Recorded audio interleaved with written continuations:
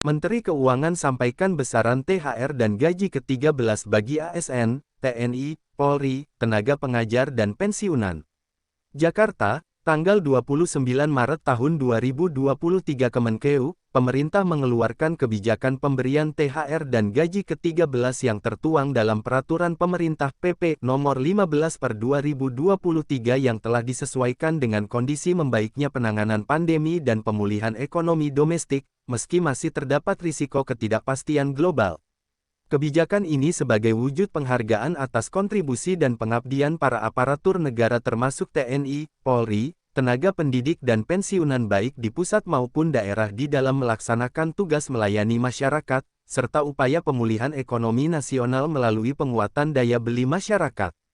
Menteri Keuangan, Menke, Sri Mulyani Indrawati menjelaskan, komponen THR pada tahun 2023 terdiri dari pembayaran sebesar gaji pokok atau pensiunan pokok ditambah dengan tunjangan yang melekat, yaitu terdiri dari tunjangan keluarga, tunjangan pangan, serta tunjangan jabatan struktural fungsional umum lainnya, dan 50% tunjangan kinerja per bulan bagi yang mendapatkan tunjangan kinerja.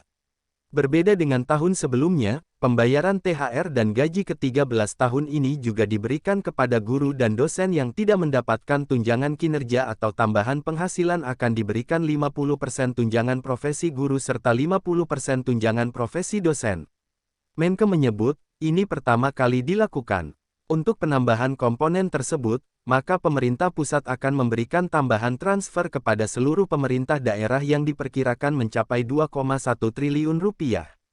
Jadi kami akan sampaikan THR tahun 2023 ini diberikan kepada seluruh aparatur negara dan pensiunan yang terdiri dari 1. ASN Pusat, prajurit TNI, Polri dan pejabat negara sekitar 1,8 juta orang, 2.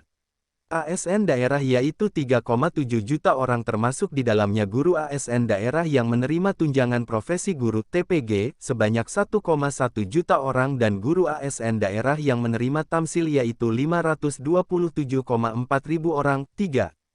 Pensiunan dan penerima pensiun yang berjumlah 2,9 juta pensiunan, ungkap Menteri Keuangan dalam konferensi pers terkait THR dan gaji ke-13 di Jakarta, Rabu, 29.03.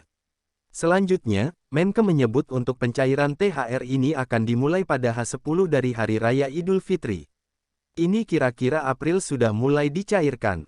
Kementerian dan lembaga dapat segera mengajukan surat perintah membayar ke Kantor Pelayanan Perbendaharaan Negara KPPN mulai H10 dan menyesuaikan dari penetapan cuti yang telah diumumkan oleh pemerintah mengenai cuti bersama di Hari Raya dan dapat dicairkan oleh KPPN sesuai mekanisme yang berlaku, terangnya. Menke juga menghimbau kepada seluruh kementerian lembaga dan pemerintah daerah agar diupayakan THR bisa diterima sebelum Hari Raya Idul Fitri. Namun apabila THR belum dapat dibayarkan sebelum Hari Raya Idul Fitri, THR dapat dibayarkan sesudah Hari Raya Idul Fitri. Sementara untuk gaji ke-13 akan dibayarkan mulai bulan Juni tahun 2023, di mana gaji ke-13 memiliki komponen dan kelompok aparatur penerima yang sama dengan THR tahun ini. Untuk pengaturan THR di dalam PP Nomor 15/2023 yang baru diterbitkan, ini juga mengatur mengenai pembayaran gaji ke-13 untuk membantu terutama pada saat tahun ajaran baru, yaitu untuk belanja-belanja pendidikan bagi putra-putri keluarga ASN, ujar Menke. Namun tidak hanya itu, pemerintah juga berupaya untuk terus mendukung dan mengelola momentum pemulihan ekonomi pasca pandemi dengan menggunakan instrumen fiskal secara ekspansif, terarah dan terukur. Pemerintah juga berupaya mengendalikan inflasi dengan menjaga daya beli terutama bagi masyarakat miskin dan rentan, dalam hal ini melalui berbagai kebijakan perlindungan sosial. Adapun anggaran perlindungan sosial untuk tahun 2023 dialokasikan sebesar 476 triliun rupiah. Ini bertujuan untuk melindungi 10 juta keluarga penerima manfaat KPM termasuk program Keluarga Harapan (PKH) dengan anggaran 28,7 triliun rupiah, bantuan sosial melalui kartu sembako untuk 18,8 juta